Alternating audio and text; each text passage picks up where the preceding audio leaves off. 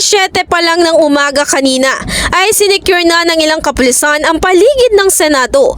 Ito ay para sa pagdating ni Apollo Kibuloy para humarap sa pagdinig ng Senate Committee on Women, Children, Family Relations and Gender Equality, kung saan pagtapak ng alas 9 ay dumating na ito sa institusyon at inihatid na sa holding area.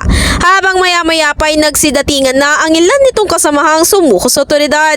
Pagdating sa sesyon, bago tuloy ang simula ng pagdinig ay nagbigay ng kaunting paalala si Senate Majority Leader Francis Tolentino sa chair ng komite na si Senadora Risa Hontiveros.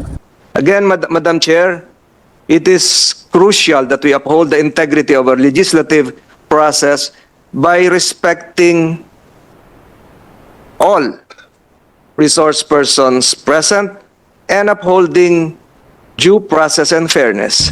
Matapos ito, bilang focus na mabigyang oras ni Hontiveros, ang mga testigo ay isa-isa na niyang pinagsalita ang mga ito. Just in the middle of the night, he come to my room. Then, and you cannot run away.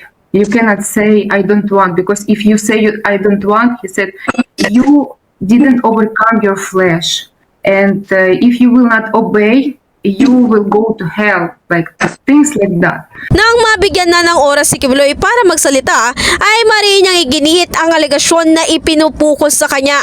Kabilang na nga rito ang di umani pansesexual harass niya at panguutos na manlimos sa ilang miyembro ng Kingdom of Jesus Christ. Ngayon po, kino-confirm niyo po ba na meron kayong isang hukbo o private army sa inyong disposal? At ano po iyang tinatawag na angels of death? Yan po ay kasinungalingan, at kung yan ay akusasyon, inihiling ko ang accuser na mag-file siya ng kaso laban sa akin.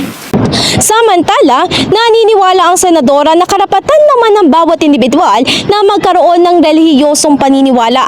Pero anya, hindi ito katwiran para tahasang abusuhin ang kabataan at kababaihan. In the heart of changing lives, ito si Brigada Ann Cortez ng 105.1 Brigada News FM Manila, The Music News Authority.